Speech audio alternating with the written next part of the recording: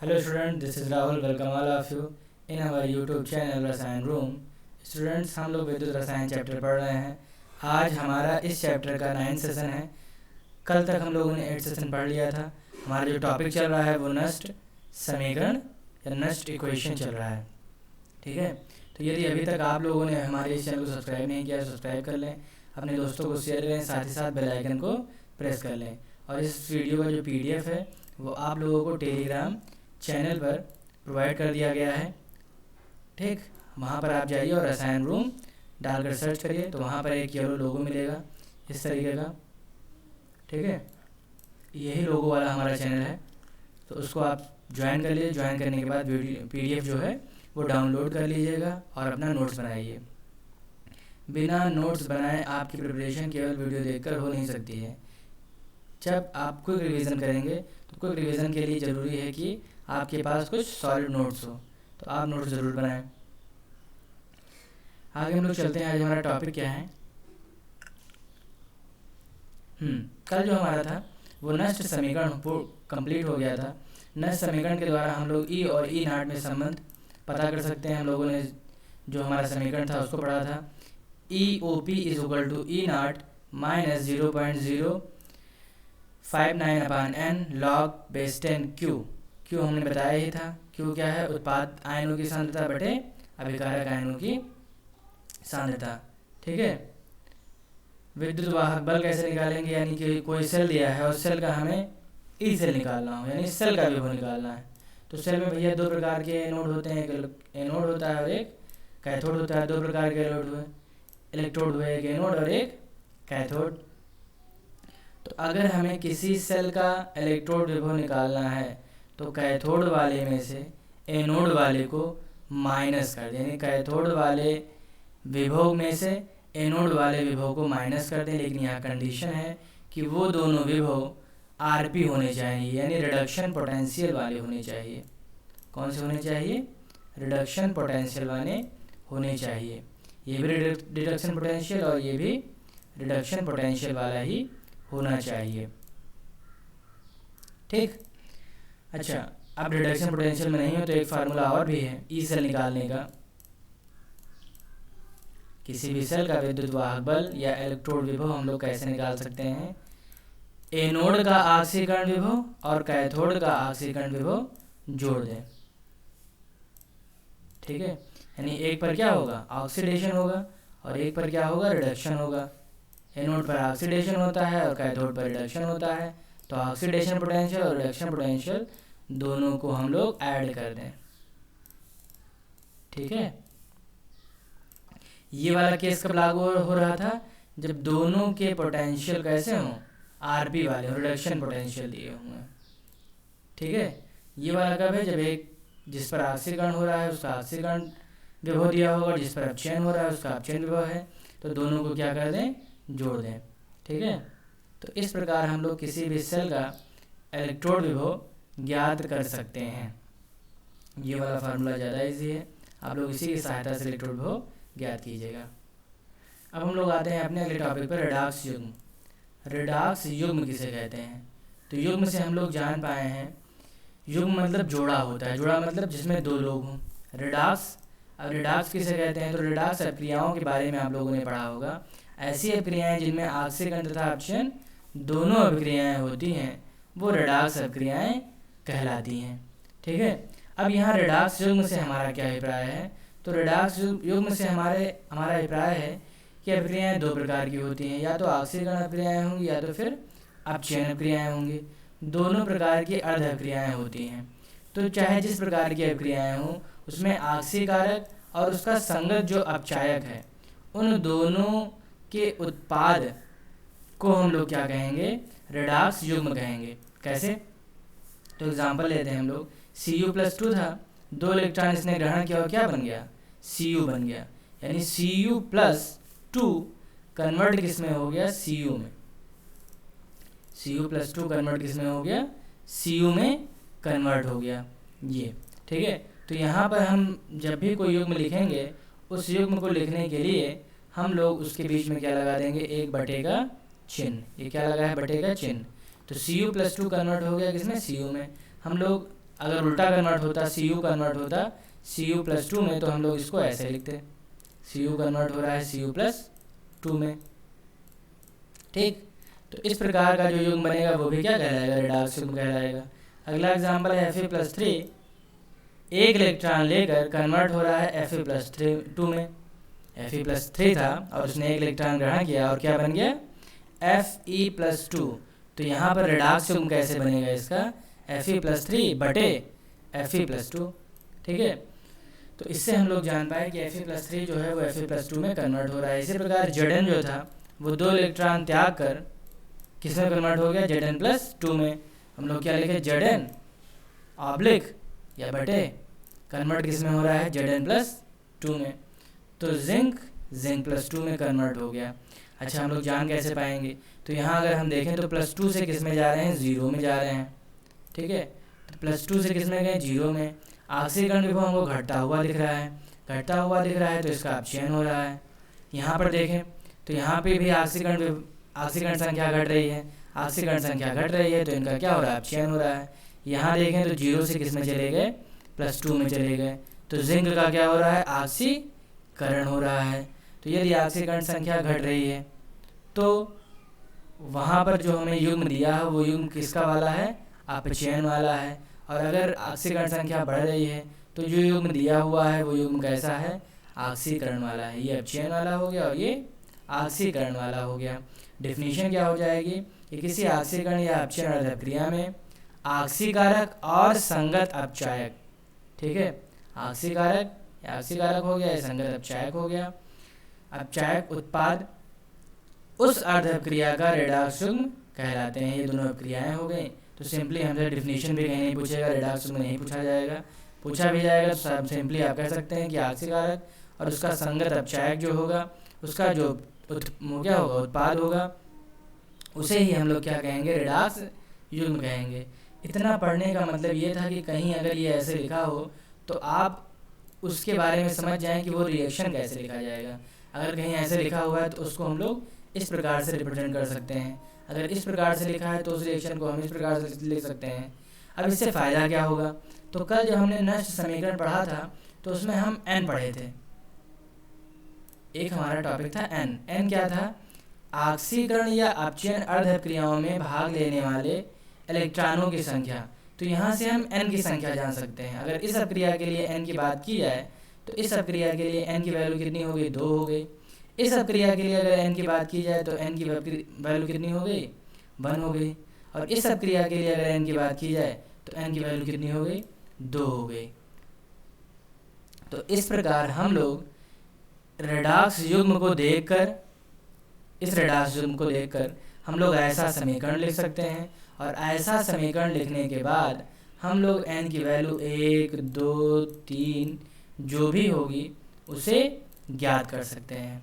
तो इस रेडॉक्स युग्म को पढ़ने का हमारा तात्पर्य या हमारा उद्देश्य केवल n प्राप्त करना था कि n की वैल्यू हम कैसे प्राप्त करेंगे। ठीक है, आगे चलते हैं। आज का हमारा जो मेन टॉपिक है वो टॉपिक है नष्ट समीकरण के अनुप्रयोग।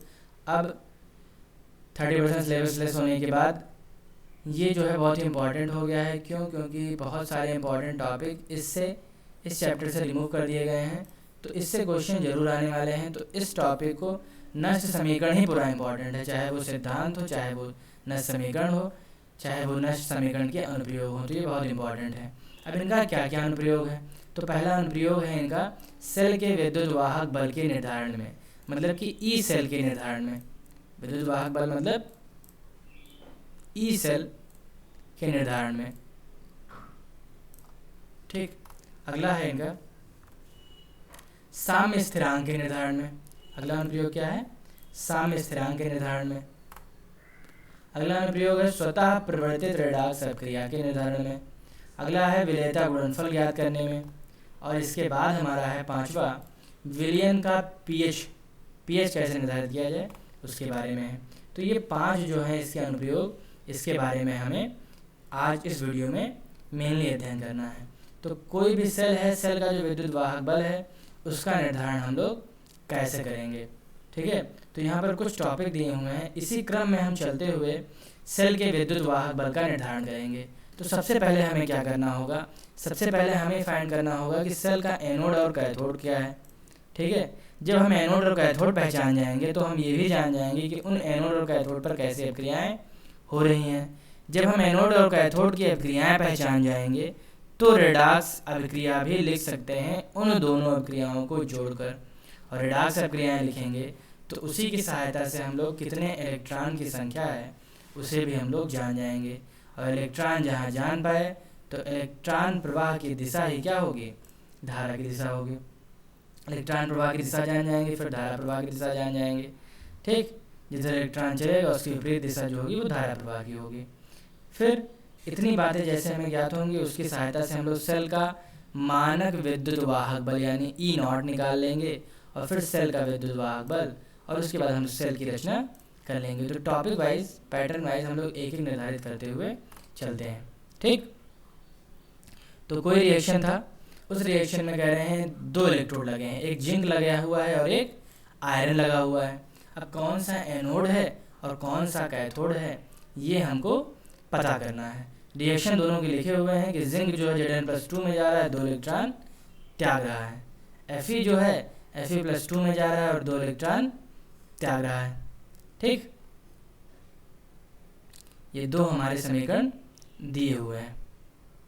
ठीक, एक हम लोग और लिख लेते हैं, Cu+2 में है, Cu+2 में है और 2 इलेक्ट्रॉन ग्रहण करके किस में जा रहे हैं, Cu में जा रहे हैं। ठीक, Cu में जा रहे हैं, यहाँ ऊपर ये नहीं होगा, किसमें गया ये, Cu में गया। तो ये किसमें चला गया, Cu में चला गया। तो Cu+2 कन्वर्ट हो गया 2 इलेक्ट्रॉन ग्रहण करके Cu में। अब यहाँ पर हमें पता करना है किसका ऑक्सीकरण हो रहा है और किसका अपचयन हो रहा है। तो Fe को छोड़ दिया जाए, अभी हम लोग विद्युत रासायनिक स्टडी पढ़े ही थे, और विद्युत रासायनिक स्टडी में जो ऊपर था वो एनोड की भांति कार्य कर रहा था, और जो नीचे है वो, जो ऊपर है वो एनोड की भांति कार्य कर रहा है, जो नीचे है वो कैथोड की भांति कार्य करेगा। एनोड पर ऑक्सीकरण होगा और कैथोड पर अपचयन। तो ये ऑक्सीकरण वाला हो गया और ये अपचयन वाला हो गया। साफ साफ दिख रहा है हमको, loss of electron is known as oxidation और gain of electron is known as reduction. तो इस प्रकार से हमने दोनों की अभिक्रियाएं लिख ली, अर्ध अभिक्रियाएं। कौन कौन सी, ऑक्सीकरण अर्ध अभिक्रिया और अपचयन अर्ध अभिक्रिया। इन दोनों में 2-2 इलेक्ट्रॉन पार्टिसिपेट कर रहे हैं, तो n की वैल्यू कितनी हो जाएगी, 2 हो जाएगी। अब रेडॉक्स अभिक्रिया है, तो रेडॉक्स अभिक्रिया ज्ञात करने के लिए इन दोनों को हम जोड़ दें, तो 2 इलेक्ट्रॉन से 2 इलेक्ट्रॉन कैंसिल हो गया। जिंक जैसे ही यहाँ पे लिख लिए, Cu+2 भी लिख लिए, Zinc+2 इधर नोट कर लिया और Cu इधर, यानी बाएं पक्ष को बाएं पक्ष में जोड़ लिया और दाएं पक्ष को दाएं पक्ष में जोड़ लिया। तो इस प्रकार जो अभिक्रिया बनी वो रेडॉक्स अभिक्रिया हो गई। तो हमारी 2 चीज़ें, कितनी चीज़ें हो गई, हमारी ये 5 चीज़ें पूर्ण हो गई। हम लोगों ने सेल का एनोड ज्ञात किया, सेल का कैथोड ज्ञात किया, एनोड पर कौन सी अभिक्रिया, कैथोड पे कौन सी अभिक्रिया, और रेडॉक्स अभिक्रिया को कैसे लिखते हैं जोड़कर हम लोगों ने पता कर लिया। ठीक है, n तो हम लोग जान ही गए, n की वैल्यू 2 है यहाँ पर। अब हम लोग को क्या पता करना है, इलेक्ट्रॉन प्रवाह की दिशा। तो भैया अगर इलेक्ट्रॉन प्रवाह की दिशा ज्ञात करना चाहें तो इसके लिए हमें इलेक्ट्रोड बनाना पड़ेगा, सेल बनाना पड़ेगा। तो हम लोग सेल बनाते हैं। इसमें हम लोग लगाते हैं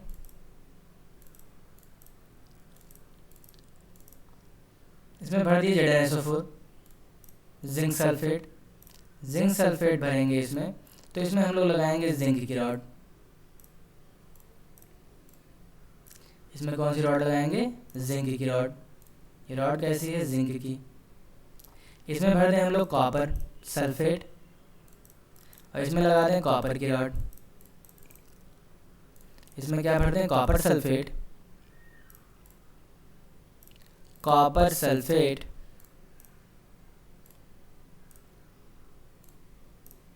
और ये रॉड कैसी हो गई, कॉपर की रॉड। इन दोनों को जोड़ दें। एक विद्युत सुचालक द्वारा जोड़ दिया जाए। और यहाँ पर हम लोग लगा दें साल्ट ब्रिज एक, ठीक है। अच्छा, ये एनोड है, तो एनोड कैसे होगा, नेगेटिव में होगा, और ये कैसा होगा, पॉजिटिव में होगा। ये कैसा होगा, पॉजिटिव में होगा। अच्छा, इधर जो इलेक्ट्रॉन है वो इलेक्ट्रॉन किधर की ओर गमन कर रहे हैं, इस इलेक्ट्रोड की ओर गमन कर रहे हैं, तो इलेक्ट्रॉन प्रवाह की दिशा कैसे हो गई, इधर की ओर हो गई। ये प्रवाह की दिशा कैसी है, इलेक्ट्रॉन की। जिस तरफ इलेक्ट्रॉन प्रवाह होते हैं, फिजिक्स में आप लोगों ने पढ़ा ही होगा, इलेक्ट्रॉन प्रवाह अगर इस तरफ हो रहा है, इधर अगर इलेक्ट्रॉन प्रवाह की दिशा है, तो धारा प्रवाह की दिशा एकदम इसके विपरीत होगी। धारा को हम लोग आई से रिप्रेजेंट करते हैं, तो धारा प्रवाह की दिशा कैसे होती है, इलेक्ट्रॉन प्रवाह की दिशा के विपरीत होती है।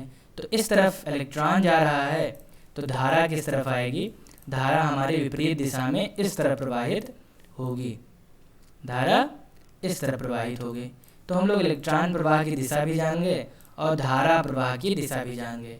यदि बहुविकल्पीय में आता है कि यदि कोई दो इलेक्ट्रोड हैं, दोनों इलेक्ट्रोड को आपस में जोड़ा जाता है और इलेक्ट्रॉन प्रवाह की दिशा जिंक से कॉपर की ओर है, तो धारा प्रवाह की दिशा किस ओर होगी, ठीक है, कॉपर से जिंक की ओर, जिंक से कॉपर की ओर, कहीं नहीं। विद्युत हमारा सेल है वो विद्युत उदासीन होगा। तो हम लोग जिधर इलेक्ट्रॉन की प्रवाह होगी उसके विपरीत दिशा में धारा प्रवाह की दिशा को बताएंगे। अब हमें पता करना है, क्या पता करना है, E naught cell. E naught cell कह दें या ई सेल, दोनों की मतलब ई है। नॉट लगा दिए तो मानक हो गया, मानक इलेक्ट्रोड विभव, और नॉट नहीं लगाए हैं तो केवल इलेक्ट्रोड विभव की बात हो रही है। दोनों का फार्मूला अभी हमने आपको पीछे बताया ही था कि ई नॉट सेल बराबर E naught O P oxidation potential, E naught R P reduction potential. यानी जिस इलेक्ट्रोड पर ऑक्सीकरण हो रहा है उसका विभव प्लस जिस इलेक्ट्रोड पर अपचयन हो रहा है उसका विभव, दोनों को अगर हम जोड़ लें तो हम लोग सेल का विद्युत वाहक बल पता कर सकते हैं या सेल का इलेक्ट्रोड विभव पता कर सकते हैं। विद्युत वाहक बल को हम लोग इलेक्ट्रोड विभव कहेंगे। फार्मूला तो नष्ट समीकरण हम लोगों ने पढ़ा ही था, उसकी सहायता से हम लोग जान रहे हैं कि जो ई सेल होगा वो ई नॉट सेल प्लस, यहाँ पे क्या लगाएंगे, plus 0.059/n log OS oxidation जो स्टेट है उसकी सांद्रता रखेंगे नीचे, और ये क्या होगी, रिडक्शन स्टेट, उसकी सांद्रता यहाँ पर रखेंगे। ब्रैकेट लगा है, ये बड़ा ब्रैकेट का मतलब हो गया कंसंट्रेशन, सांद्रता। तो कंसंट्रेशन ऑफ OS का मतलब कंसंट्रेशन ऑफ ऑक्सीडेशन स्टेट, और RS का मतलब कंसंट्रेशन ऑफ रिडक्शन स्टेट। इस प्रकार हम लोग किसी भी सेल का विद्युत वाहक बल ज्ञात कर सकते हैं, किसकी सहायता से, इस फार्मूले की सहायता से। अब कहेंगे सर ये oxidation state, concentration of oxidation state और रिडक्शन स्टेट, इसका क्या मतलब है। तो भैया अगर हम यहाँ पे देखें तो अगर हम इस फार्मूले का उपयोग करें तो यहाँ पर अभिकारक और उत्पाद क्या है, ये हमारा उत्पाद है और ये हमारा अभिकारक है। तो यहाँ पर जो हमें OS रखना है, OS इधर हम लोग उत्पाद रख दें। उत्पाद मतलब हमारा क्या था, यहाँ पर Zn+2 और Cu, तो यहाँ ऊपर रखेंगे Zn+2 की सांद्रता गुणे Cu की सांद्रता, गुणे Cu की सांद्रता, और नीचे हो जाएगा Cu+2 की सांद्रता, Cu+2 की सांद्रता बटे Zn की सांद्रता। अब चूंकि Cu और Zn सॉलिड में है और हम लोग पहले ही पढ़ चुके हैं सॉलिड वाले की जो सांद्रता होती है उसे हम लोग यहाँ पर कितना रखेंगे, 1, तो इसकी वैल्यू भी कितनी हो जाएगी, 1। जब इन दोनों की वैल्यू 1 हो गई तो इसको हम लोग लिखें और चाहे ना लिखें, ठीक है, तो इसे हम लोग यहाँ से हटा दें, तो हमारा जो फार्मूला बनेगा वो फार्मूला हमारा बन जाएगा Zn+2, ठीक है। फार्मूला क्या बन गया, Zn+2 अपान Cu+2, ठीक है। तो हमें कुल मिलाकर oxidation concentration of oxidation state रखना है, जिसका ऑक्सीडेशन हो रहा है, जिस पर रिडक्शन हो रहा है, ठीक, सिंपली बात है, ये समझ में आ गया होगा आई होप। अब हम लोग चलते हैं अपने नेक्स्ट टॉपिक पर, साम्य स्थिरांक के निर्धारण में। अब साम्य स्थिरांक का निर्धारण कैसे करेंगे, तो साम्य स्थिरांक आप लोगों ने रासायनिक साम्य अवस्था में पढ़ा होगा। साम्य स्थिरांक को Kc से लिखते हैं, Kc और Kp अगर याद हो तो हम लोग को केसी पता करना है, साम्य स्थिरांक को केसी से लिखते हैं, हमें केसी याद करना है। तो सिंपली अगर कोई अभिक्रिया साम्य में है तो वहाँ हम लोगों ने विशेषता पढ़ी थी डेल्टा जी बराबर 0 होगी, मतलब कि उसकी गिब्स ऊर्जा जो होगी वो 0 होगी। क्यों गिब्स ऊर्जा 0 होगी? क्योंकि साम्य में है तो भैया किसी भी ऊर्जा का आदान प्रदान नहीं हो रहा है, तो डेल्टा जी बराबर 0 हो गया। और अगर डेल्टा जी 0 है तो ई सेल भी क्या हो जाएगा?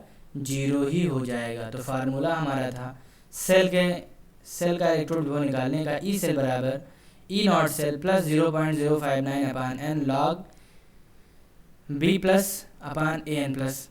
ठीक है, यहाँ पर कुछ नहीं है, बी एन प्लस, यहाँ B n plus upon A n plus. ठीक, तो अगर सेल की वैल्यू इसकी वैल्यू 0 हो गई तो यहाँ पर 0 हो गया, तो इसको हम लोग क्या करते हैं? पक्षांतर कर दें। पक्षांतर करेंगे तो ये इधर आएगा, किस में हो जाएगा? नेगेटिव में हो जाएगा। ये इस तरफ आएगा तो नेगेटिव में हो गया।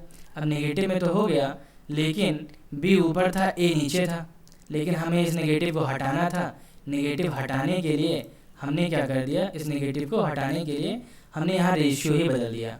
जो बी ऊपर था, ए नीचे था, हमने ए ऊपर कर दिया और बी को नीचे कर दिया। तो हमारा जो सेल का फार्मूला बन गया, अब वो फार्मूला बन गया ई नॉट सेल बराबर 0.059 अपान एन लॉग बेस 10। अब इसको हम लोग बोल सकते हैं केसी। क्यों केसी कहेंगे? क्योंकि केसी जो है, केसी होता है उत्पाद की सांद्रता बटे अभिकारक की सांद्रता। तो हमारा उत्पाद हो गया ए प्लस आयन और यहाँ अभिकारक कितना हो गया? बी प्लस आयन, तो यहाँ लॉग केसी हो गया। इसका मतलब जो हमारा फार्मूला बना सेल के लिए वो क्या बना? ई नॉट सेल बराबर 0.059 अपान एन लॉग के सी। इस फार्मूले की सहायता से हमें इतना झाम नहीं याद रखना है, हमें सिंपली ये फार्मूला याद रखना है। अगर किसी भी सेल का मानक इलेक्ट्रोड विभव दिया है तो मानक इलेक्ट्रोड विभव दिया ही है, एन हम लोग पता ही कर लेंगे कितने एन की आवश्यकता हो रही है इसमें, 1 एन 2 एन। ठीक, और हम लोग के सी की वैल्यू इस प्रकार हम लोग फाइंड कर सकते हैं। अब यहाँ लॉग है तो हमें एंटी लॉग लेकर फाइंड करना होगा। अगला हमारा है, देख लेते हैं, अगर साम्य स्थिरांक ज्ञात करने के लिए क्वेश्चन भी दिया है, निम्नलिखित अभिक्रिया का साम्य स्थिरांक ज्ञात कीजिए। टेम्परेचर T बराबर 25 डिग्री सेल्सियस। क्यों T बराबर 25 डिग्री सेल्सियस दे दिया गया? क्योंकि ये जो हम 0.059 लिखे हैं, कल हमने इसको सॉल्व किया था 25 डिग्री सेल्सियस ताप पर, तो हमारी जो वैल्यू है वो कितनी आई थी? 0.059 आई थी। ठीक है, अच्छा, तो समीकरण दिया है कि Fe जो है वो CuSO4 से अभिक्रिया करके साम्य, ये साम्य का साइन है, तो साम्य अवस्था में FeSO4 और Cu बनाता है। यहाँ पर दोनों का OP दिया है, RP नहीं दिया गया किसी का।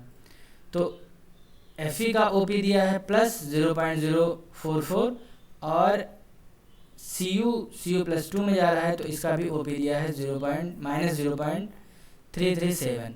अच्छा, अगर OP दिया है और OP को RP में कन्वर्ट करना है तो पहले हम लोग ये पता करें किसका रिडक्शन हो रहा है। तो विद्युत रासायनिक स्टडी में जो ऊपर होगा वो उसका ऑक्सीडेशन, जो नीचे होगा उसका रिडक्शन। तो Fe ऊपर है, इसका ऑक्सीडेशन सही लिखा है। Cu नीचे है तो Cu का रिडक्शन पोटेंशियल दिया होना चाहिए, यहाँ पर ऑक्सीडेशन दिया है। तो ऑक्सीडेशन को हम लोग रिडक्शन में बदल सकते हैं। कैसे बदल सकते हैं? इसका हम लोग इसे RP में कन्वर्ट कर सकते हैं सिंपली। कैसे? तो यहाँ जो साइन दिया है उसको चेंज करके, प्लस में है तो माइनस में, माइनस में है तो प्लस में, तो यहाँ प्लस में है तो इसको हम माइनस में है तो हम लोग प्लस में लिख दें। 0.337 वोल्ट हो गया हमारा कन्वर्ट, किस में? RP में। तो इस प्रकार हम किसी भी सेल के पोटेंशियल को ऑक्सीडेशन से रिडक्शन में, रिडक्शन से ऑक्सीडेशन में कन्वर्ट कर सकते हैं। ठीक है, अब मानक जान गए हम लोग, तो ई नॉट सेल पता करना है हमको, तो इन दोनों को जोड़ दें।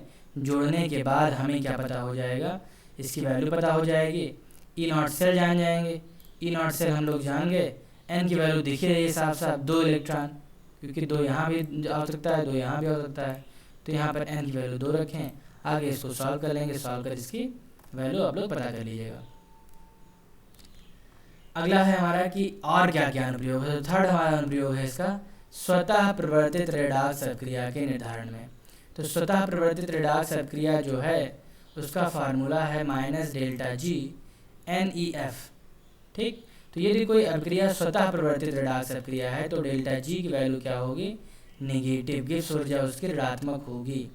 गिब्स ऊर्जा ऋणात्मक होगी तो सेल जो है, सेल का इलेक्ट्रोड विभव धनात्मक होगा। तो यदि कोई अभिक्रिया स्वतः प्रवर्तित है तो उसका डेल्टा जी नेगेटिव होना चाहिए और सेल जो है पॉजिटिव। इसको आपको याद ही रखना होगा। ऐसी बात याद रख सकते हैं कि स्वतः प्रवर्तित हो रहा है तो वो कुछ ना कुछ कार्य करेगा या क्रिया करेगा तो उसको ऊर्जा मिलेगी तो वो नेगेटिव में जाएगा। ठीक है, तो डेल्टा जी की वैल्यू नेगेटिव में और ई सेल की वैल्यू पॉजिटिव में। फार्मूला हमारा हो गया माइनस डेल्टा जी बराबर एन ई एफ। एन क्या है, वही फिर से एन हो गया अभिक्रिया में भाग लेने वाले इलेक्ट्रॉनों की संख्या। ठीक है, ई हमारा क्या हो गया, ई हमारा इलेक्ट्रोड पोटेंशियल हो गया, एफ हमारा फैराडे कांस्टेंट हो गया। तो इस सब की वैल्यू रखकर हम लोग इसे सॉल्व कर सकते हैं। विलेयता गुणनफल पूछा नहीं जाएगा लेकिन चूंकि अनुप्रयोग में दिया गया था इसलिए हमको यहाँ पढ़ना पड़ा। ठीक, ये हमारा रासायनिक साम्यावस्था का टॉपिक है, वहीं पर लिया आएगा, लेकिन पढ़ लेते हैं। KSP बराबर फार्मूला होता है ए की सांद्रता गुणे बी की सांद्रता। AgCl का अगर KSP निकालना है हमें तो Ag प्लस की सांद्रता इंटू Cl माइनस की सांद्रता। इस प्रकार से हम लोग KSP पता कर सकते हैं। अगला है किसी भी विलयन का pH निर्धारित करने में। अगर कोई विलयन दिया है और उसका pH पता करना है तो हम लोग हाई स्कूल में हम लोगों ने फार्मूला पढ़ा ही था, pH बराबर minus log H plus ion की सांद्रता। किसी भी कोई भी अगर विलयन है और H प्लस आयन का जो ऋणात्मक लघुगणक मान होगा, ऋणात्मक लघुगणक मान जो होगा, हाइड्रोजन आयन की सांद्रता के ऋणात्मक लघुगणक मान को pH मान कहते हैं। फार्मूला हो गया pH बराबर minus log H plus ion की सांद्रता। अब pH कैसे निर्धारित करेंगे, तो एक एग्जाम्पल से हम लोग समझते हैं कैसे निर्धारित किया जाएगा। तो हमारा एग्जाम्पल है, क्वेश्चन दिया है इसमें निम्न अर्ध सेल की pH ज्ञात करनी है। अर्ध सेल क्या है, प्लेटिनम है, प्लेटिनम पर H2 गैस मुक्त हो रही है और जो हमारा विद्युत अपघट्य का विलयन है, ये जो विलयन है ऐसा कुछ इलेक्ट्रोड बना होगा, ये विलयन हमारा है HCl का, विलयन हमारा है HCl का, इसमें लगा है प्लेटिनम इलेक्ट्रोड और इस प्लेटिनम इलेक्ट्रोड पर मुक्त हो रही है क्या, हाइड्रोजन गैस मुक्त हो रही है। आप कह रहे हैं इसका pH मान ज्ञात कीजिए इस सॉल्यूशन का। अब इसका pH मान पता करना है हमें, तो PtH2 दिया है यानी प्रेशर दिया है, किसका प्रेशर, हाइड्रोजन का प्रेशर दिया है P बराबर 1 atm। सेल का इलेक्ट्रोड विभव दिया हुआ है, कितना दिया है 0.25 वोल्ट। तो हम लोग पहले इसका ये रिडाक्स युग्म हो गया, इस रिडाक्स युग्म की सहायता से हम लोग इसका पहले रिएक्शन लिख लेते हैं। तो H2 कन्वर्ट हो रहा है किसमें, H प्लस में। H प्लस कैसे जान पाए भैया, तो ये HCl है, हम लोग जानते हैं HCl में H प्लस में होगा और Cl माइनस में होगा। इस सोल्यूशन में H प्लस HCl ही तो है, तो इस HCl में H प्लस होगा और Cl माइनस में होगा, और H प्लस में है और Cl माइनस में है तो हम लोग जान पाए H2 कन्वर्ट किस में हो रहा है, H प्लस में। तो H2 कन्वर्ट हो गया H प्लस में, तो एक इलेक्ट्रॉन त्यागेगा, 2H था तो बैलेंस करने के लिए यहाँ 2 लगाए, तो यहाँ भी हमें 2 लगाना पड़ा। 2 लगाते ही हम जान पाए कि N की वैल्यू कितनी हो गई, 2 हो गई। N की वैल्यू कितनी, 2 हो गई। अच्छा, हम ध्यान से देखें तो हो क्या रहा है, loss of electron. Loss of electron है तो ये कौन सी रिएक्शन है, ऑक्सीडेशन वाली है, ऑक्सीकरण वाली है। कौन सी वाली है, ऑक्सीकरण वाली है, OP वाली। ठीक, कौन सी वाली रिएक्शन है ये, ऑक्सीकरण वाली। तो हमें यहाँ पर OP वाला जो समीकरण था हमारा उसे लिखना होगा, हमें लिखना होगा OP वाला समीकरण। तो EOP बराबर E not OP minus 0.059 upon N log उत्पाद हमारा H प्लस आयन की सांद्रता और उचित घातांक कितना, जितना इसके आगे गुणा होगा, 2 से गुणा है तो ऊपर 2 और नीचे यहाँ पर हाइड्रोजन है और कल ही हमने बताया था अगर हाइड्रोजन होगा तो वहाँ पर हम गैस है तो गैस की दाब रखेंगे, तो pH2 रखे। N की वैल्यू 2 है, E नॉट OP हाइड्रोजन का मानक इलेक्ट्रोड विभव 0 होता है। H2 जो दाब है उसका 1 atm दिया है, ये यहाँ से हम लोग जान पाए, और सेल का इलेक्ट्रोड विभव 0.25 दिया हुआ है। तो सारी वैल्यू समीकरण पुट कर दे, 0.25 0 माइनस 0.059 अपान 2 लॉग H प्लस की सांद्रता पे घात 2 क्या हो गया, लॉग है तो ये आगे चला जाएगा, यहाँ आगे चला गया ये, 2 से 2 हमने क्या किया, कैंसिल कर दिया। तो यहाँ पर हमारा इसको जब ट्रांसफ़र कर दिए तो बचा क्या, 0.059 0.25 अपान 0.059 माइनस ये minus log h plus ion की सांद्रता, और इतने को हम लोग क्या कहते हैं, pH। इतने को हम लोग क्या कहते हैं, pH। अभी हम लोगों ने यहाँ से पढ़ा, तो इतने को pH कहते हैं, यहाँ pH रख दिया हमने। इसको भाग करके सॉल्व कर लिए, तो भाग करने पे कितनी वैल्यू आ गई, 4.237। तो pH की जो वैल्यू आ गई वो कैसे आ गई, 4.237। तो इस प्रकार से हम नष्ट समीकरण का उपयोग करके किसी भी अर्ध सेल या सेल का pH मान भी ज्ञात कर सकते हैं। तो यहाँ पर अनुप्रयोग हमारा समाप्त हो गया। 5 अनुप्रयोग थे हमारे। पहले सेल का विद्युत वाहक बल निर्धारित करने में, इस प्रकार हम लोगों ने निर्धारित किया। फिर साम्य स्थिरांक के निर्धारण में इस समीकरण का उपयोग करेंगे, साम्य स्थिरांक के निर्धारण में। अगला हमारा है, ये क्वेश्चन बुक में दिया हुआ है, आप लोग वहाँ से इसको सॉल्व कर सकते हैं, हमने सॉल्व नहीं किया है ताकि वीडियो बहुत लंबी ना हो जाए। अगला है थर्ड, स्वतः प्रवर्तित रेडॉक्स अभिक्रिया कैसे जान पाएंगे। स्वतः प्रवर्तित हो रहा है तो गिब्स ऊर्जा की वैल्यू ऋणात्मक होगी, क्योंकि उसके अणु गति कर रहे हैं, और गति कर रहे हैं तो जी की वैल्यू ऋणात्मक होगी। जी की वैल्यू ऋणात्मक होगी तो एक ऋणात्मक तो दूसरा धनात्मक, तो इससे हमारा क्या हो जाएगा, धनात्मक। फार्मूला हमें ये याद रखना है, डे माइनस डेल्टा जी बराबर NEF। pH की वैल्यू हम लोग ऐसे पता कर सकते हैं। आगे कुछ यहाँ पर है नहीं, सारा कुछ सिलेबस में कैंसिल हो गया है। हाँ, ये विद्युत रासायनिक स्टडी है, इसे आप लोग पढ़ना चाहें तो पढ़ सकते हैं, लेकिन अब हमारे सिलेबस में 30% सिलेबस कम होने के बाद ये गायब हो गया है। तो इसे आप लोग याद कर लीजिएगा, वहाँ मैं PDF डाल दूँगा, वहाँ से पढ़ लीजिएगा। ट्रिक मैंने उस दिन बताया ही था कैसे इसको याद करना है, तो यहाँ पर लिखा भी है ट्रिक। यहाँ तो पहले याद कर लेंगे, लिथियम के बाबा सरदार, काका नाना मांगे आलू पानी, मैंने जिंदा क्रो फ्राई कर दिया, कोई नहीं सुना प्रभु हाइड्रोजन की, और सब गए चापा चापा। तो इतना आप लोग ट्रिक से इसको याद कर लीजिएगा। Lithium, potassium, barium, strontium, calcium, sodium, magnesium, aluminium, जल, manganese, zinc, chromium, iron, cadmium, cobalt, nickel, tin, lead, hydrogen, copper, पारा, सिल्वर, प्लेटिनम और एयू मतलब गोल्ड। हाँ, मेन चीज़ याद रखना है कि ऊपर वाला प्रबल अपचायक है, नीचे वाला प्रबल आक्सीकारक है। ऊपर वालों की जो इलेक्ट्रोड विभव होगी वो ऋणात्मक होगी, और नीचे वालों की ऐसे ऐसे जाएंगे हाइड्रोजन के बाद सबकी इलेक्ट्रोड विभव धनात्मक होगी।